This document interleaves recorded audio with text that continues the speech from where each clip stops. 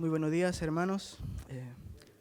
Está un poquito complicado la garganta, así que esperemos que el Señor me acompañe con mi voz en este momento. Les invito a que puedan abrir sus Biblias en el Salmo 121 que leímos hace un rato atrás. Sin duda un salmo muy conocido por cada uno de nosotros, un salmo que permanentemente cantamos aquí en la iglesia, pero que también en términos personales es un salmo muy especial y se convirtió en un salmo muy especial por diversas circunstancias que tuve que enfrentar en mi vida y que enfrentamos también como familia, así que permítanme hacer una breve introducción antes de poder desarrollar un poquito más el texto. Hace ya algún tiempo, yo creo que, o en realidad casi, o más o menos 3 años, que como familia recibimos tal vez una de las noticias más duras que pudiéramos haber recibido en nuestra vida, que fue cuando diagnosticaron de cáncer a mi sobrina, Maite, que a esas alturas tenía 5 años. Sin duda nadie está preparado para noticias tan duras en la vida. La noticia fue aún más dura cuando nos dijeron que dentro de las 24 o 48 horas sucesivas ella podía morir. Yo ya había hecho la asimilación en mi mente de que cáncer es igual a probabilidad de muerte. No necesariamente a muerte, pero sí cáncer es igual a probabilidad de muerte. Era algo que yo no podía evitar. No podía esconder esa realidad porque sin duda era una opción. Sin embargo, no estaba preparado para que fuera dentro de las 24 o 48 horas sucesivas. Me abatía el pensamiento de que era un día viernes, de que el sábado o el domingo podía estar en un funeral. Sin duda fue una noticia que golpeó mi corazón y el corazón de mi familia. Por la gracia de Dios, y como ustedes bien saben esa historia, Maite no solo pasó las primeras 48 horas con vida, sino que también luego de 3 años ella está sana por la misericordia de Dios. Incluso ahora uno puede mirar hacia atrás y decir que fue, a pesar de ser un tiempo duro, fue un tiempo de bendición. Fue un tiempo de aprender muchas lecciones de parte del Señor que seguramente yo en términos personales no habría aprendido si no fuera solamente por esa situación de aflicción. Sin embargo, el camino fue duro. No solo las primeras 48 horas, donde estábamos lidiando con el pensamiento de su muerte, sino que también todo el proceso de su tratamiento también fue muy duro. Caminar por el valle de sombra de muerte nunca ha sido fácil. Una de las cosas más difíciles y que más impotencia me daba a mí en esas circunstancias era no poder hacer absolutamente nada por ella mientras yo la veía sufrir.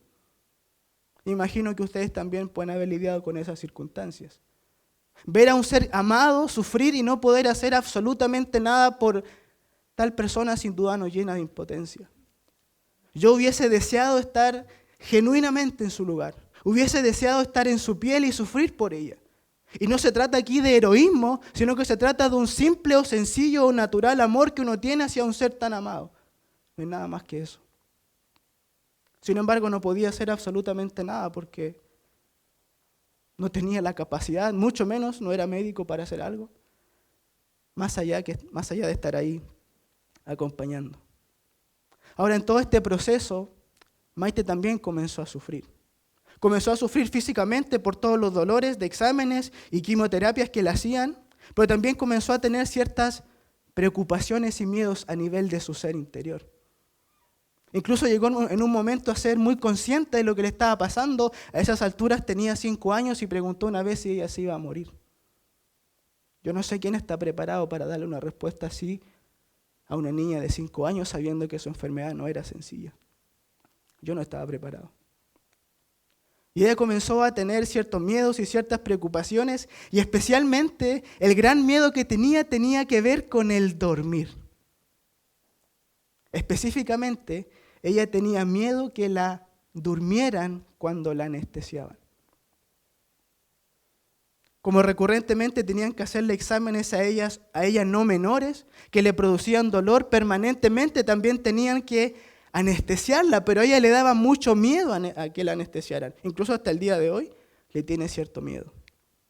Y a ella le daba miedo que la durmieran mediante una anestesia porque no sabía qué le iban a hacer o qué le estaban haciendo mientras ella dormía. Ella tenía miedo de perder la conciencia y no saber absolutamente nada de lo que le estaba pasando. Ella lo único que sabía era que después de la anestesia despertaba adolorida y sollozando. Y preguntando, ¿qué me hicieron? Y se podía entender eso como un, ¿por qué permitieron que me hicieran eso? Era su intención para nosotros. Pero yo no podía decirle al médico que no le colocara anestesia porque su examen le iba a doler mucho más e iba a sufrir. Pero esos razonamientos con una niña de 5 años es difícil poder hacerlo. Y fue en esas circunstancias, hermanos, en medio de mi impotencia al no saber qué hacer por ella y pensando en primer lugar cómo podía ayudarla para tratar de consolar su ser interior, su corazón y su mente, cuando fue que el Señor trajo a mi mente el Salmo 121 que hoy voy a compartir con ustedes. Y que describe en uno de sus versículos, especialmente los versículos 3 y 4, una característica notable de Dios que dice que Él no duerme. Nosotros dormimos, pero Él no duerme. Entonces, ¿qué fue lo que comencé a hacer? Le comencé a contar la historia a Maite del Dios que no duerme. Varias noches antes de ir a dormir, le contaba la historia de que había un Dios que no dormía, que aunque nosotros dormíamos o éramos anestesiados en el caso de ella y perdíamos el control de todas las cosas, había un Dios que no dormía y seguía teniendo cuidado de todos los que creían en Él.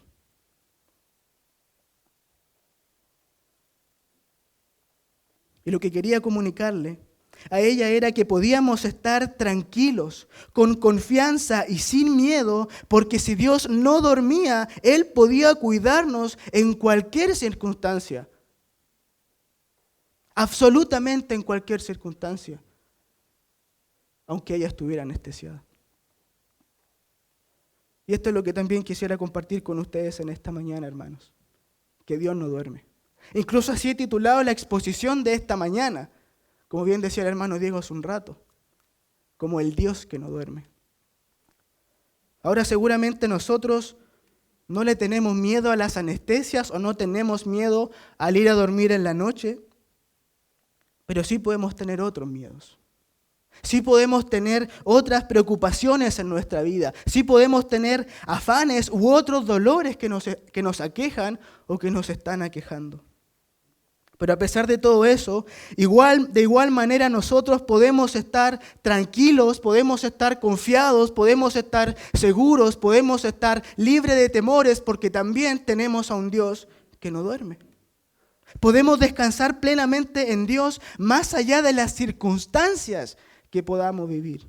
Porque ese Dios que no duerme sigue teniendo el control absoluto de todas las cosas que ocurren bajo el sol.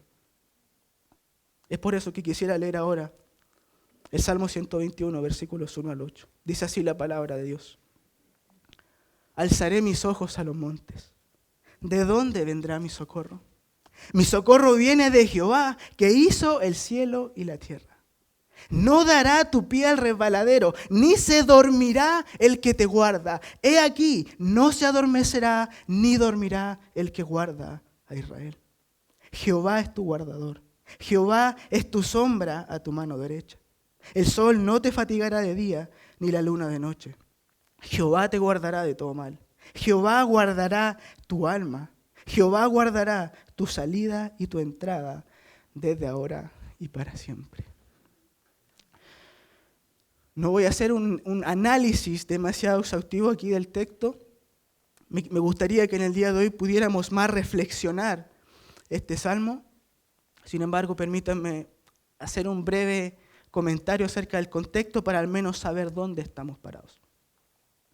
Contextualmente, las Escrituras, o específicamente en el orden de las Escrituras o de estos salmos, el Salmo 121 compone un conjunto o una colección de salmos que van desde el 120 al 134 y que son conocidos como cánticos graduales o cánticos de ascenso.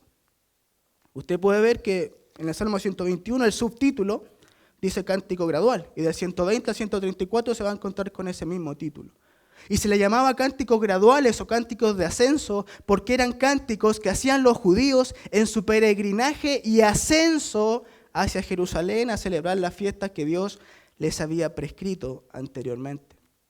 Jerusalén estaba a unos 800 metros de elevación o de altura, entonces cuando el judío iniciaba ese peregrinaje hacia Jerusalén, hacia un monte, ascendiendo, comenzaban a cantar esta colección de 15 salmos. Sin embargo, eso es todo lo que sabemos de este Salmo 121. No tenemos más información que esa. Se desconoce su autor y se desconocen las circunstancias que estaba viviendo el salmista que hicieron que escribiera estas palabras.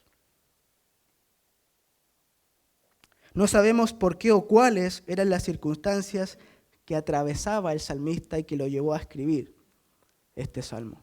Pero sí sabemos dos cosas con certeza. Primero, sabemos que el salmista estaba en una situación de aflicción o adversidad. ¿Por qué razón? Porque él en los versículos 1 y 2 clama y busca socorro. Y si busca socorro, es decir, auxilio o ayuda, es porque estaba en una situación de apuro, de adversidad y aflicción. Y en segundo lugar, sabemos que el salmista manifiesta una confianza absoluta en Dios, teniendo la certidumbre de que Dios lo guardaría en medio de sus dificultades. Y eso está en los versículos 3 al 8. Es decir, que el salmista se encuentra en una condición de adversidad que le produce aflicción. Sin embargo, en esa situación de aflicción, él eleva su vista hacia el cielo y tiene la certeza y la certidumbre de que había un Dios en los cielos que lo guardaría y estaba controlando absolutamente todas sus circunstancias. Hay aflicción, pero hay una confianza en Dios que no dormía y que lo controlaba todo. Y hermanos, la experiencia del salmista es también muy aleccionadora para nosotros. Tanto lo que él experimentó como lo que él hizo es muy aleccionador para nosotros.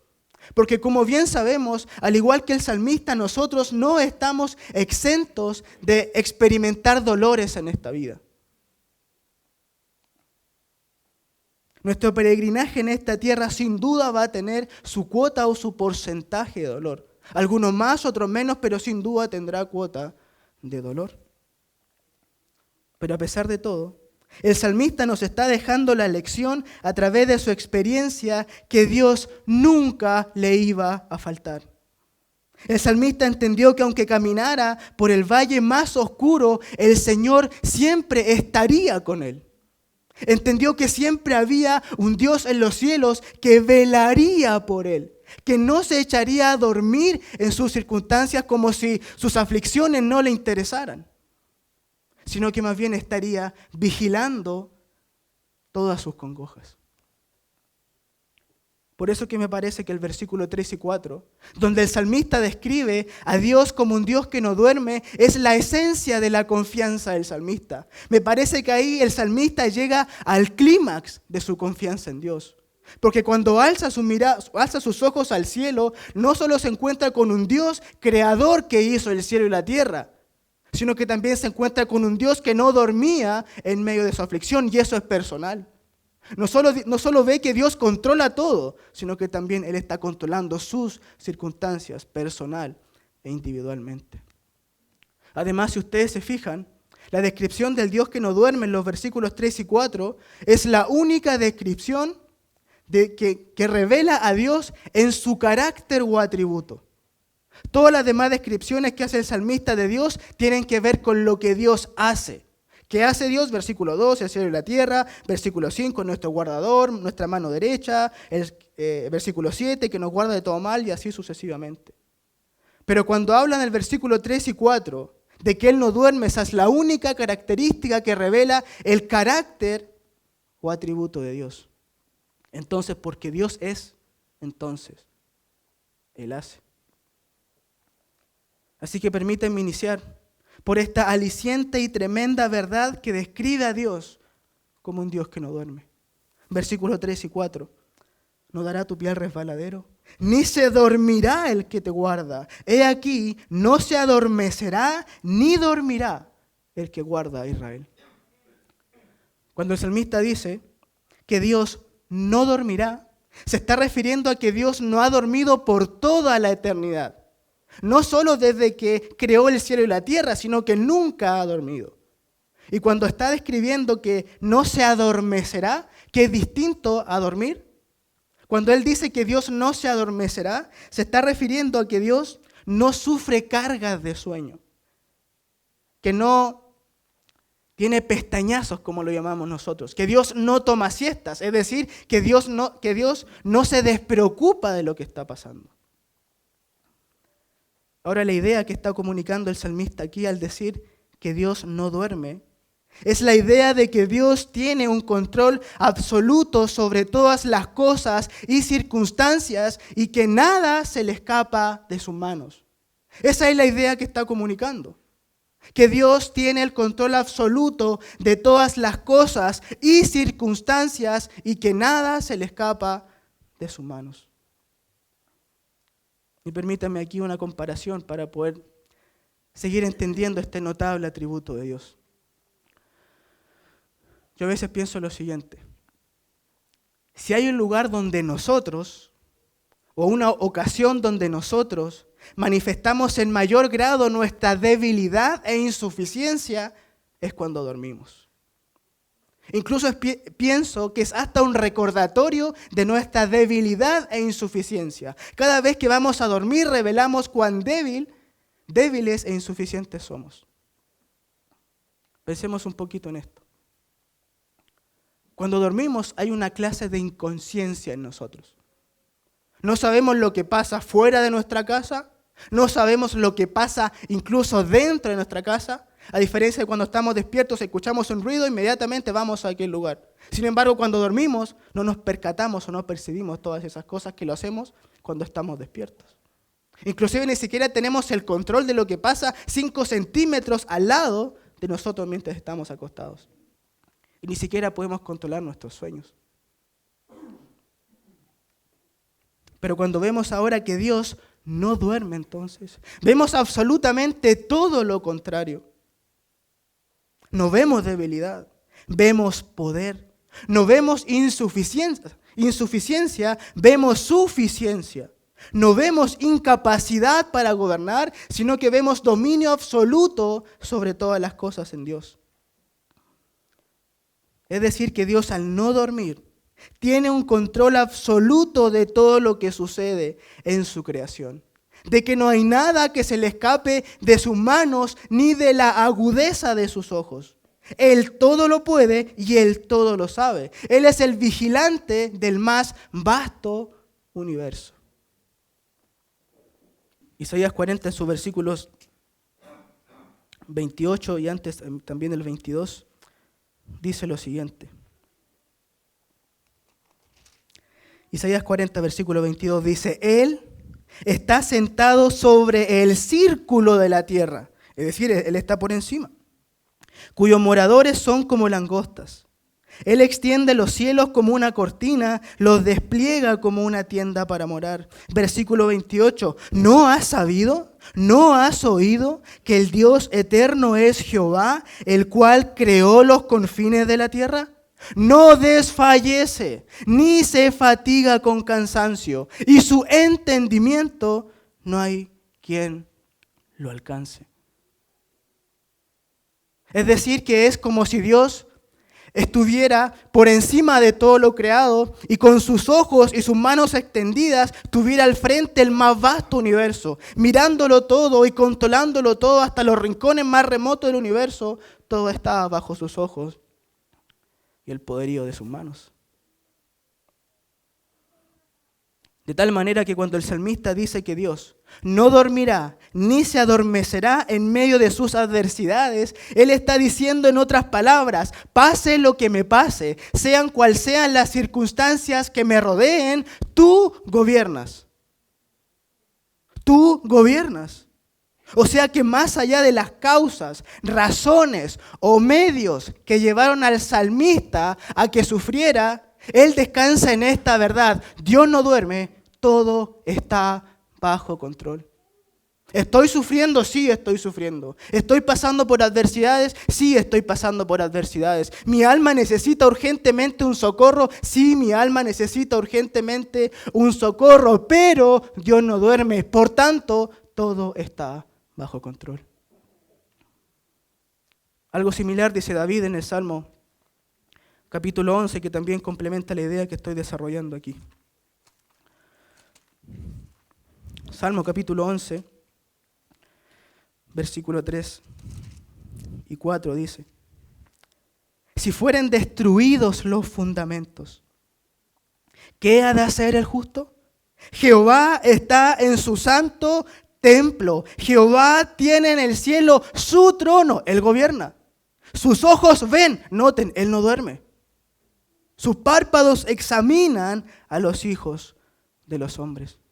Es como si David en el versículo 3 mirara el desmoronamiento de la nación al punto de que sus cimientos están cayendo. Es decir, que si los cimientos caen, también todo lo demás va a caer. Él está viendo en el versículo 3 horizontalmente cómo la nación se puede caer, cómo puede entrar en un caos, pero luego es como si levantara su cabeza al cielo y dijera: sí, eso está pasando. Pero Dios lo tiene todo bajo control. La nación puede ser un caos, pero aún el caos tiene un orden para Dios.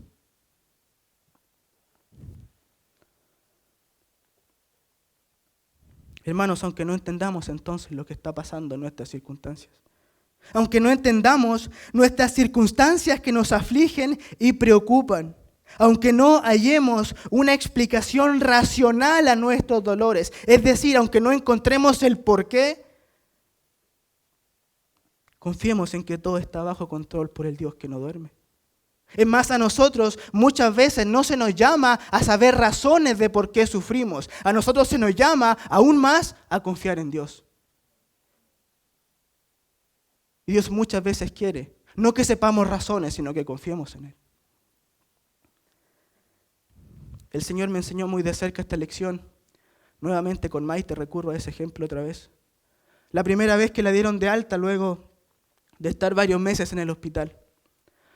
Estaba feliz sin duda porque había sido dado de alta, pero también estaba muy asustado. Inclusive puedo decir que estaba más asustado que feliz. ¿Por qué razón? Porque como toda persona con cáncer tiene sus defensas bajas. Y yo decía, ¿qué pasa si se enferma? Había escuchado testimonios en oncología infantil de muchos niños que habían sido dados de alta a sus casas, pero luego al tiempo volvían porque se habían enfermado y un simple resfriado lamentablemente a veces los había matado. Y yo tenía esos pensamientos en mi mente. Y decía, ¿y qué pasa si alguien pasa por al lado y se pone a toser y la contagia? Algo que podemos aplicar también al contexto de pandemia. ¿Qué pasa si alguien la contagia? ¿Qué pasa si yo mismo soy el causante de que por alguna u otra razón una micropartícula de saliva toca su cuerpo y se contagia y se agrava y tiene que ir al hospital y tal vez pierde su vida? Y todo el tiempo estaba, ¿y qué pasa si esto? ¿Y qué pasa si esto otro? Y fue como si el Señor me haya dicho, me haya confrontado, diciendo, ¿acaso yo no gobierno? ¿Acaso yo no gobierno? ¿Acaso yo no soy el Señor de lo grande e imponente, sino que también soy el Señor de lo pequeño y microscópico, como lo es un virus al cual tú también temes? ¿Acaso yo no sé que tu sobrina está enferma? ¿Acaso yo no soy el Señor del cáncer y de todos los dolores?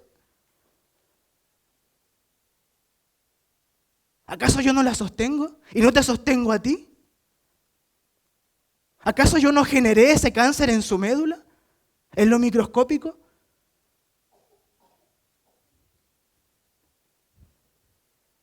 Punto final. No tenía nada más que decir. ¿Y saben lo que pasó? Maite tuvo que volver al hospital. Al día siguiente o a los 2 días se infectó. Tuvo que volver al hospital y pasar otro tiempo ahí. Pero ¿saben otra cosa? Todo seguía bajo control. Absolutamente todo seguía bajo control. Hermanos, aunque las circunstancias se escapen de nuestras manos, nunca se van a escapar de las manos de Dios. Y aunque nosotros creamos que a veces las cosas se salieron de control porque no sucedió lo que nosotros esperábamos que sucediese, todo sigue bajo control. nuestras aflicciones personales, nuestras enfermedades, nuestras tragedias, las convulsiones, sociales que estamos viviendo a nivel nacional y mundial, las conspiraciones de hombres perversos, de élites mundiales que están tramando males contra el mundo, aún el conflicto espiritual, absolutamente todo está bajo el control de Dios. Todas estas cosas que acabo de nombrar y aún más se van a escapar sin duda de nuestras manos, pero no se van a escapar de las manos de Dios. Hermanos, Dios es el vigilante del universo. Pero no solo el vigilante del universo, sino que también es nuestro vigilante en términos personales e individuales. De manera que no hay momentos donde Él no tenga sus ojos puestos sobre nosotros. Él es nuestro guardián y está velando por nosotros. No hay necesidad de despertarle para que Él reaccione como si fuera indiferente a nuestro dolor. ¿Recuerdan a Elías confrontando a los profetas de Baal en el Monte Carmelo? Los profetas de Baal estaban invocando a Baal, pasaba el día, Baal no respondía, seguía pasando el día, Baal no respondía, ellos derramaban sangre, Baal no respondía y Elías le dice en un tono burlesco y irónico acerca de ellos y sobre todo de Baal: gritad en alta voz, porque Dios es. Quizás está meditando, o tiene algún trabajo, o va de camino, tal vez duerme y hay que despertarle. Pero ese es Baal. Ese no es Jehová, nuestro Dios. Dios no se dormirá en nuestras circunstancias. Nunca será indiferente a lo que nos acontece. Sus ojos están individualmente sobre cada uno de nosotros, gobernando absolutamente cada detalle de nuestras vidas. Dice la palabra que somos la niña de sus ojos y Él no quitará entonces su mirada de nosotros. Él siempre velará y cuidará de ella. Por tanto, nunca estaremos desatendidos por Dios. Como Él no duerme, siempre estará ahí para nosotros. Por eso que el salmista ora, vuelca toda su mirada y toda su confianza en este Dios. El salmista coloca su mirada en este Dios en medio de su aflicción y lo busca ahora solo a Él como la única fuente de su socorro y su sustento.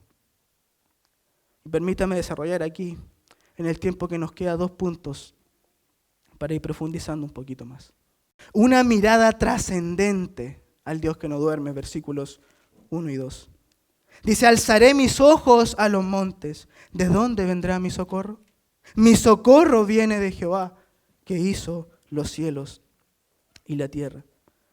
Que el salmista hable de socorro en medio de sus circunstancias nos muestra la necesidad imperiosa que tenía de ayuda o de auxilio en su aflicción. Nos muestra también de cuán débil era este hombre y cuán frágil era que necesitaba ayuda. Y por otro lado nos muestra hasta dónde nos pueden llegar a abatir las circunstancias. Nos muestra la profundidad del dolor del alma que en ocasiones busca urgentemente un socorro. Es por eso que el salmista, viendo su necesidad de auxilio, viendo su fragilidad y debilidad y que él no podía hacerle frente a las circunstancias, es que busca que se le tienda una mano. Pero no cualquier mano, porque él no busca una mano humana que le ayude. Él busca una mano divina.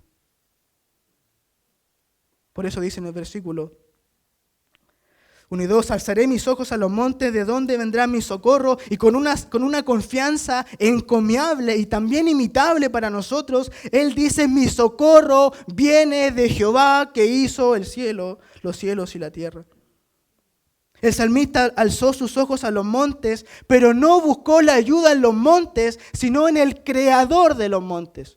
Por eso que esta es una mirada trascendente, porque es una mirada que se sobrepone a las circunstancias. Es una mirada que va más allá de lo terrenal y busca lo celestial, porque sabe que en lo celestial está su ayuda, no aquí en la tierra. Va más allá de la creación, sino que apunta al Creador. Es una mirada de fe donde el salmista fija sus ojos en Dios como la única ayuda en su necesidad.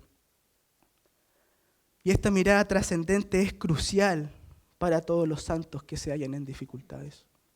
Es de una importancia superlativa saber dónde están puestos nuestros ojos o dónde vamos a colocar nuestros ojos cada vez que sufrimos.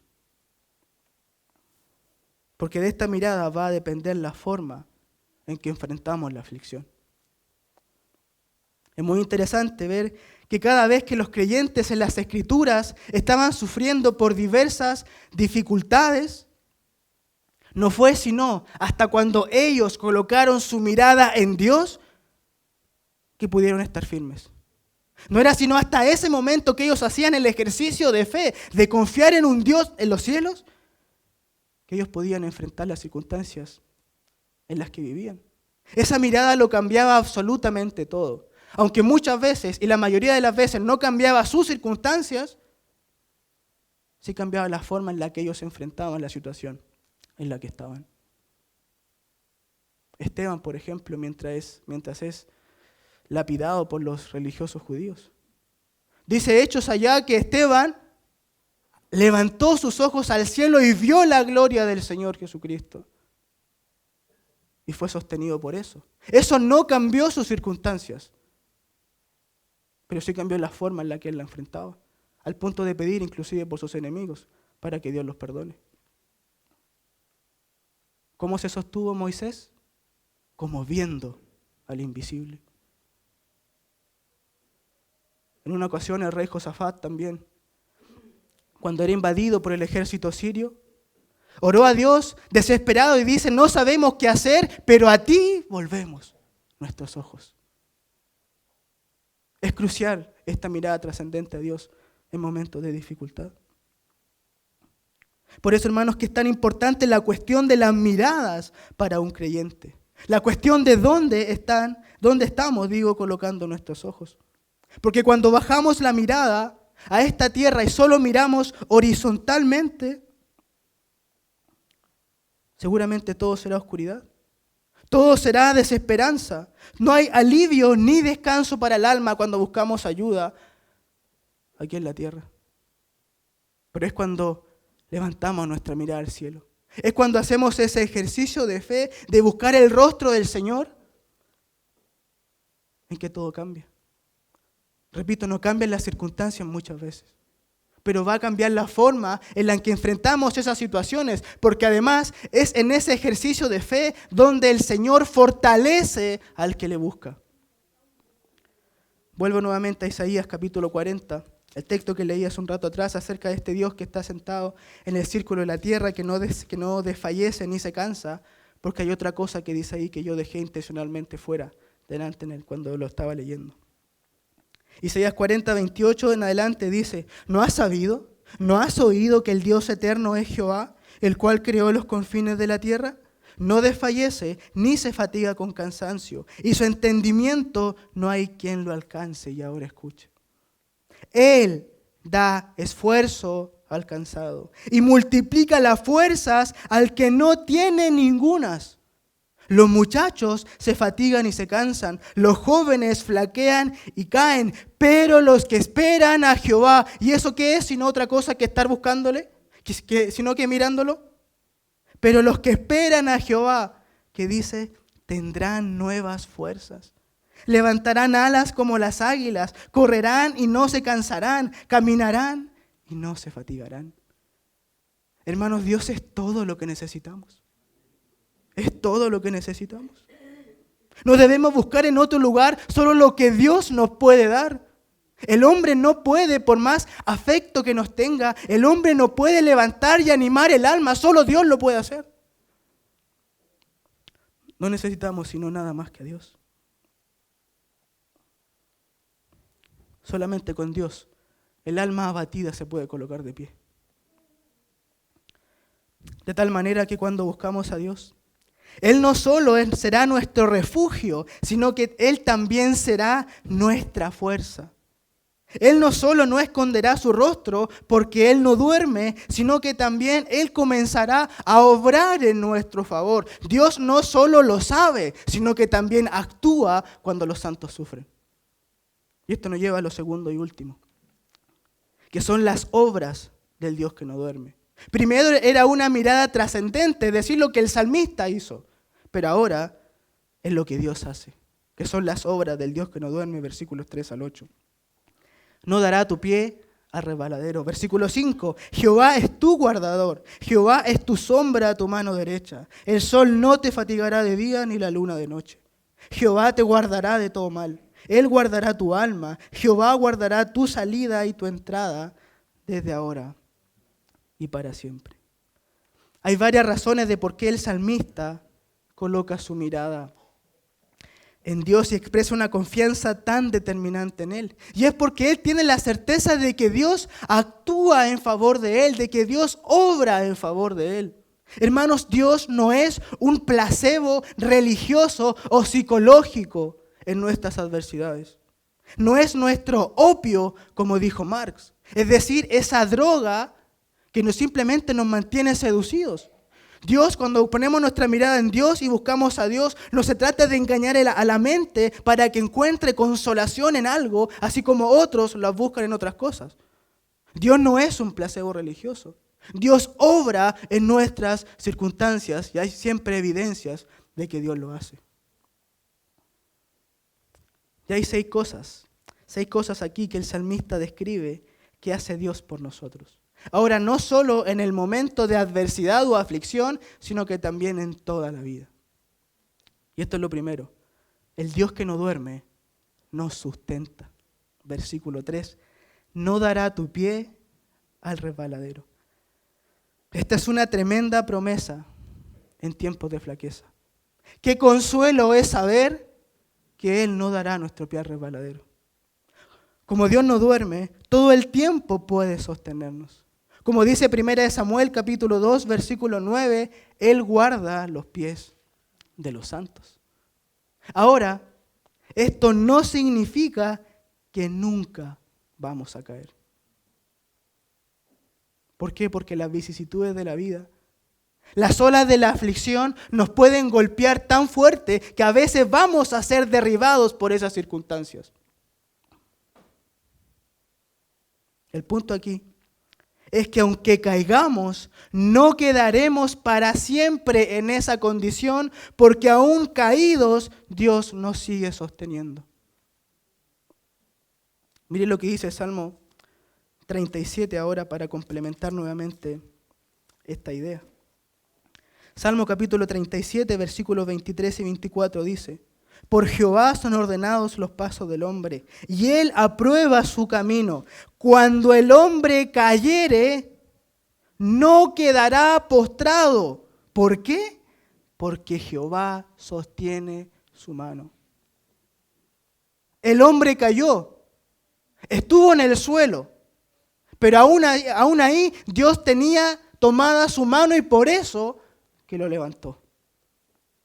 Como cuando el niño pequeño está aprendiendo a caminar de la mano de sus padres, o a veces va de paseo de la mano de sus padres y de repente, cuando van tomados de la mano, el niño tropieza, y a veces no solo tropieza, sino que también se cae. ¿Qué es lo que hace inmediatamente el padre? Lo levanta. A veces llega a verse hasta gracioso porque el brazo del niño le queda por ahí arriba. Pero ¿qué es lo que hace el Padre? Inmediatamente lo levanta. De la misma forma, nuestro Padre Celestial, cuando tropezamos y caemos, sigue teniendo tomada nuestra mano y de ese lugar nos levanta. Por eso que las palabras también del apóstol Pablo a los Corintios son muy significativas cuando les dice a ellos acerca de la multitud de sus aflicciones que ellos estaban con sus colaboradores, derribados mas no destruidos. Y de eso se trata. Podemos caer, pero nunca vamos a estar destruidos. Derribados, pero no destruidos. ¿Notan esa diferencia? Podemos ser derribados. Somos frágiles y débiles y las circunstancias muchas veces nos abaten, pero jamás estaremos destruidos porque Dios sostiene siempre nuestra mano. Como dice un himno que cantamos también aquí, si mi fe ha de caer, Él me sostendrá. Por eso, hermanos, que aún en los momentos más duros podemos seguir perseverando en la fe. Esa es la razón de por qué seguimos adelante, porque Dios nos tiene tomada de la mano. Muchas veces no es la fuerza de nuestra fe, porque nuestra fe es débil y duda. Pero la mano de Dios no duda. Y si hoy usted está sufriendo cualquier tipo de aflicción y aún sigue perseverando en la fe, es porque la mano de Dios lo sostiene. Cada día que usted persevera, aún sufriendo, aún con preguntas en su mente, pero usted sigue perseverando, es una evidencia de que Dios está sosteniendo su mano. No necesitamos sentirlo, no necesitamos que esto sea un aspecto meramente emocional, sino que la verdad objetiva dice, Dios te está sosteniendo. Tú perseveras, es porque Dios te sostiene. Ahora, hermanos, si Dios no dará nuestro pie al resbaladero, y eso significa que Dios no nos dejará para siempre postrados y derribados, eso quiere decir que su restauración ya viene. La restauración ya viene, Dios pronto le levantará. La aflicción no será para siempre, su decaimiento no será para siempre. El Señor ya viene para levantarlo. El apóstol Pedro le dijo a sus perseguidos lectores en su primera carta, en el capítulo 5, versículo 10, mas el Dios de toda gracia, que nos llamó a su gloria eterna en Jesucristo, después que hayáis padecido un poco de tiempo, Él mismo os perfeccione, afirme, fortalezca y establezca.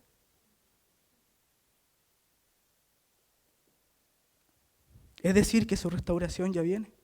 El final no es aflicción, el final de nuestra vida es restauración y por la eternidad glorificación. ¿Cuándo? Cuando el Señor lo determine. Pero el punto es este. Su restauración ya viene. Y cuando suframos, tenemos que saber esto. Que nuestra restauración ya viene. Que el Señor ya viene pronto a levantarnos. No que nos haya dejado porque nos tiene tomado de la mano. Pero Él pronto nos levantará. Ahora noten una cosa muy interesante también aquí. Y es que si Dios no dará nuestro pie al resbaladero, es porque muchas veces Dios prefiere sostenernos antes que quitarnos inmediatamente la aflicción. Si dice que Dios nos sostiene, es porque Él prefiere precisamente sostenernos antes de quitarnos inmediatamente la aflicción de encima. ¿Por qué? ¿Por qué Dios preferiría sostenernos en vez de quitarnos inmediatamente la aflicción teniendo el poder para hacerlo? Y pienso que es porque Dios prefiere demostrarnos muchas veces no su poder, sino su suficiencia. Dios muchas veces prefiere no demostrarnos su poder puro y duro, por decirlo de una forma, haciendo un gran milagro. Él muchas veces prefiere demostrarnos que Él es suficiente para nosotros, que no necesitamos absolutamente nada más que solo a Él. Y por eso nos quita la aflicción. De manera que Él también está trabajando en nosotros, no sé si lo notan. Él sigue trabajando en nosotros. Sus manos no solo nos sostienen, sino que también sus manos nos transforman. En segundo lugar, otra característica del Dios que no duerme en favor de los suyos, es que el Dios que no duerme nos guarda. Versículo 5, primera parte, Jehová es tu guardador. La palabra que más se repite en todo el texto es la palabra guardar. 6 veces desde el versículo 3 al versículo 8. Y significa ahí preservar. Y nos está arrojando la idea de que Dios cuida de los suyos, de que Dios está cuidándonos permanentemente. Ahora la reflexión que podemos extraer de aquí es la siguiente. Y es que nuestras vidas están en las manos de Dios. Si Él nos guarda, nuestras vidas están en las manos de Dios, cuyas manos son las manos más seguras del universo entero. Y permítanme demostrarle eso y no solamente decir una palabra que suene bien. Colosenses capítulo 1, versículo 17, el apóstol Pablo está hablando allá a los colosenses del Señor Jesucristo. Y dice que en Jesús fueron creadas absolutamente todas las cosas. Y todas las cosas en Él subsisten, dice. Y esa palabra subsisten está arrojando la idea de que es como si el Señor tuviera en su mano todo el universo completo. Y que por su mano el universo está en un equilibrio perfecto para que siga funcionando como está funcionando hasta este momento. De manera que si el Señor suelta el universo deja de ser. El universo ya no es más junto con nosotros, pero como Él tiene en su mano sostenido el universo es. Y estamos ahora aquí. El punto es que en esas manos estamos nosotros. En las manos todopoderosas que sostienen el universo completo, también estamos nosotros. Por eso que es herética. Totalmente herética la enseñanza que hay en ciertos círculos evangélicos de arrebatarle cosas al diablo, como si el diablo tuviera algo de nosotros. Hay que arrebatarle nuestras bendiciones, hay que arrebatarle nuestras promesas. Pero nuestra vida, nuestras promesas, nuestras bendiciones no están en manos del diablo, están en manos del Señor.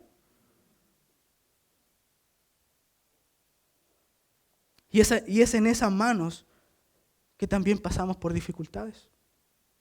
Porque que Él nos cuide no significa que no vamos a pasar por dificultades, pero es en esas manos que pasamos por esas adversidades. Pero siempre es en sus manos. En sus manos pasamos por problemas familiares. En sus manos pasamos por enfermedades. En sus manos pasamos por tragedias. En sus manos pasamos por dolores del alma. Pero todo es siempre en sus manos, nunca fuera de ellas. En tercer lugar, el Dios que no duerme suple nuestras necesidades. Segunda parte, versículos 5 y 6. Jehová es tu sombra a tu mano derecha. El sol no te fatigará de día, ni la luna de noche. La idea general aquí es que Dios es un protector a todas horas. Por eso que habla en forma poética también de día y noche con sol y luna. Ahora, ya se ha implicado esto de que Dios está permanentemente con nosotros, así que yo no voy a ser repetitivo nuevamente en esto. Sin embargo, hay una interpretación aquí muy interesante con respecto a que Dios es nuestra sombra a la mano derecha. Dijo alguien que la mano derecha representa el lugar de la necesidad humana. Entonces, como Dios es sombra a nuestra mano derecha, quiere decir entonces que Él suplirá todas nuestras necesidades, tanto físicas y espirituales y materiales. Él suplirá nuestras necesidades. Y hemos hablado aquí de asuntos espirituales, así que déjenme detenerme brevemente en un asunto material. Porque esas también pueden ser preocupaciones de nuestro corazón y también podemos sufrir por escasez, por ejemplo. El Señor Jesucristo dijo que no debíamos afanarnos por lo que comeremos, beberemos y vestiremos. ¿Por qué razón? Porque Dios sabe que tenemos esas necesidades, dice Mateo capítulo 6.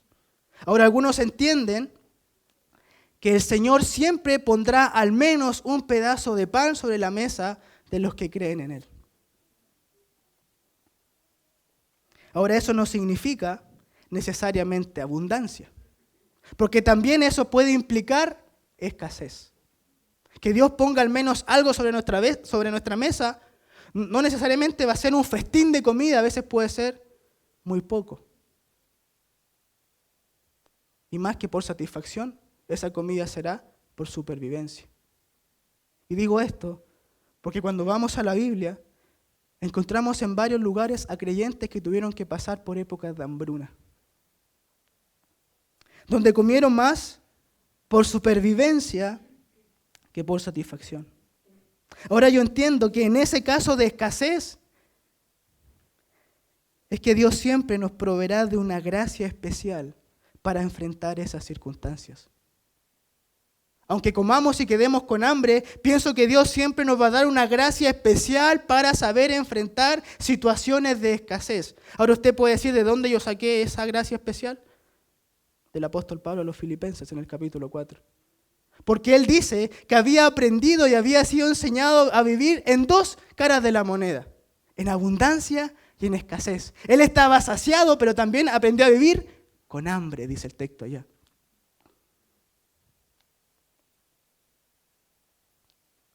¿Cómo podía enfrentar eso? Él mismo lo dice. Todo lo puedo en Cristo que me fortalece. Aún en la escasez, todo lo puedo en Cristo que me fortalece. Ahora es algo que también vemos de manera gráfica en Habacuc. Y quiero que vayamos al texto de Habacuc capítulo 3, versículo 17 en adelante.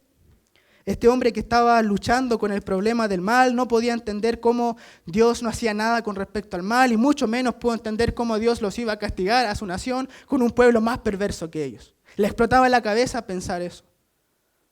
Sin embargo, tiene un encuentro con Dios, entra pudrición en sus huesos y vislumbrando la necesidad que iba a haber en su nación debido a la invasión de los caldeos, él dice lo siguiente, él vio escasez.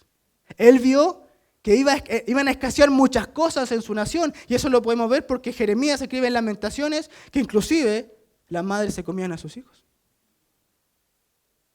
¿Pero qué dijo él vislumbrando eso? Habacuc capítulo 3 versículo 17.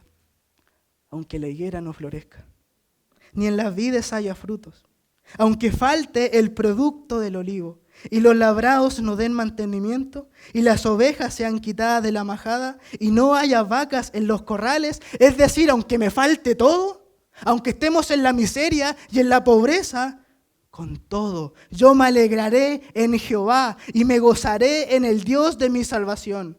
Jehová el Señor es mi fortaleza, el cual hace mis pies como de ciervas, y en mis alturas me hace andar.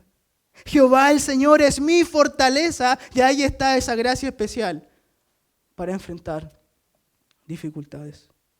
Y hermanos, nosotros podemos también vislumbrar cómo nuestro país va caminando hacia la miseria. El gobierno que tenemos actualmente nunca se ha caracterizado por la prosperidad, sino por la miseria. El comunismo nunca ha traído prosperidad a una nación, siempre miseria. De tal manera que igual como Habacuc nosotros podemos vislumbrar escasez. Pero a pesar de todo, hermanos, Dios nunca nos va a faltar. Dios nunca nos va a escasear. Él siempre estará ahí para nosotros, para satisfacer nuestras necesidades.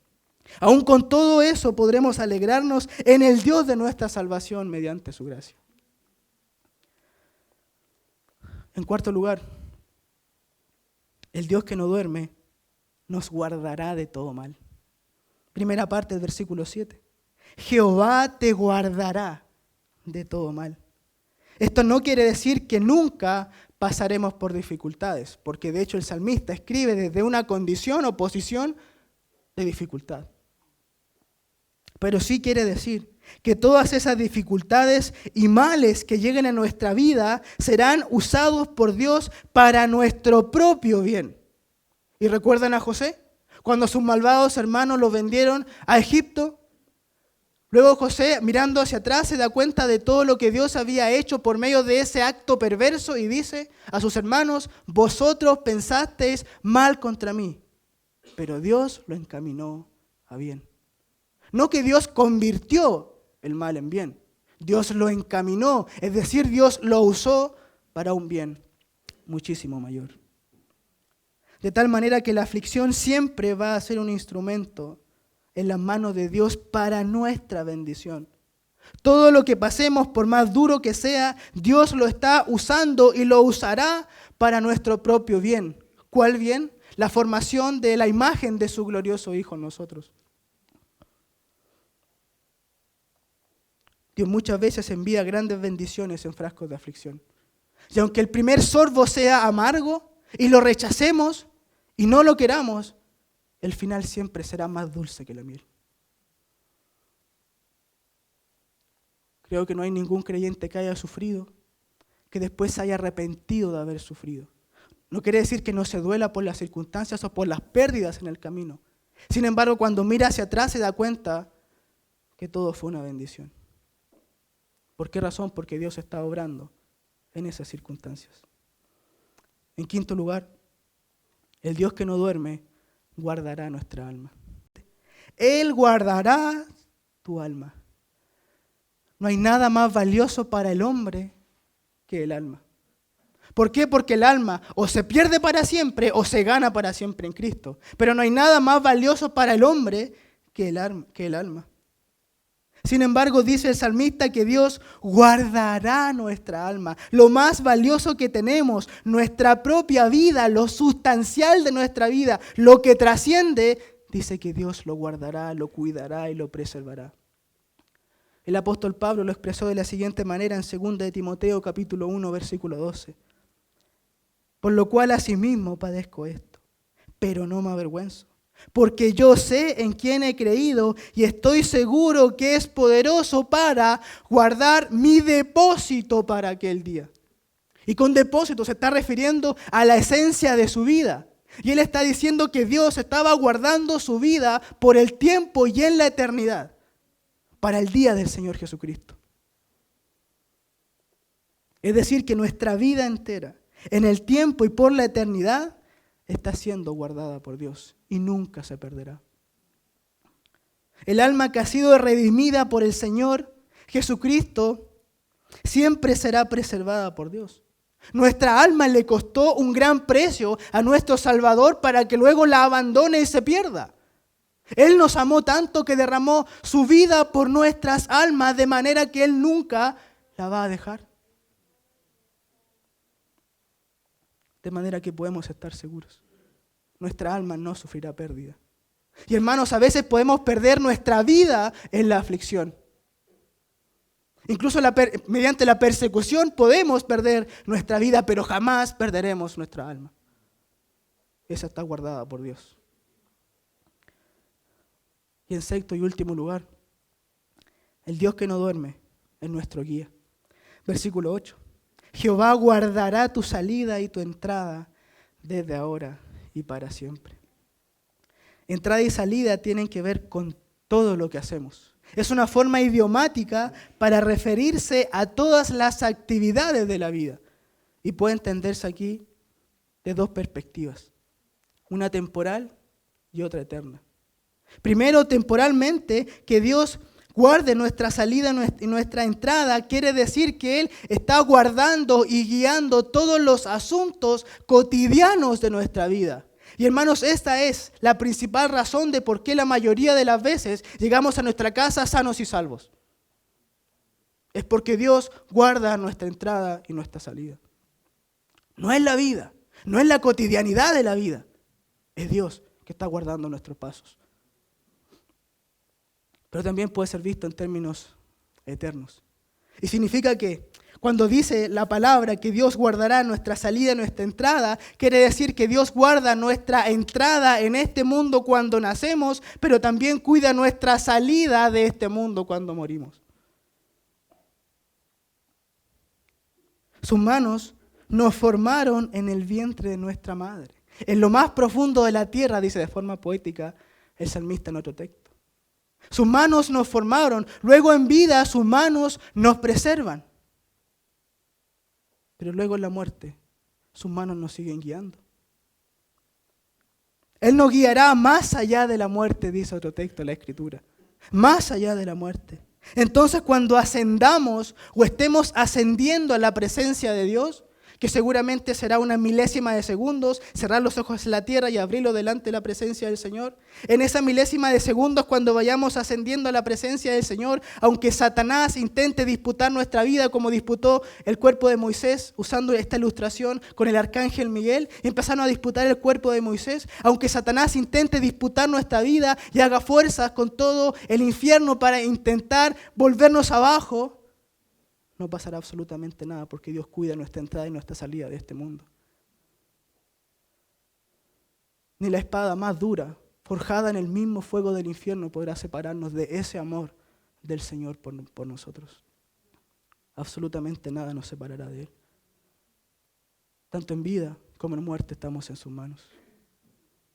Hermanos, en conclusión, este es nuestro Dios que no duerme. Este es nuestro Dios en el quien podamos confiar. Y yo, mientras preparaba esta exposición en la semana, oraba solamente una cosa al Señor y le decía que por favor esta sea una lección de confianza para cada uno de nosotros. Yo espero que haya sido y que sea también una lección de confianza por nuestro glorioso Dios que no duerme. Padre Celestial, muchas gracias, Señor, por las verdades de tu palabra. Muchas gracias, Señor, por quien tú eres, por cómo te has revelado, Señor, y por todo lo que haces en favor nuestro. Gracias por tener dominio absoluto de nuestras circunstancias, Señor. Gracias por saberlo todo, por controlarlo todo y aún por obrar, Señor, en nuestro favor. No te merecemos, Señor. Somos indignos delante de ti, sin embargo nos amas tanto que haces todas estas cosas. Gracias por querer ser nuestro Dios, Señor. Gracias por mirarnos con misericordia y por darte a ti mismo, Señor, a nosotros. Te alabamos, te honramos, Señor, a ti, por solo quien tú eres. Oramos en los méritos de Jesús, nuestro Salvador. Amén.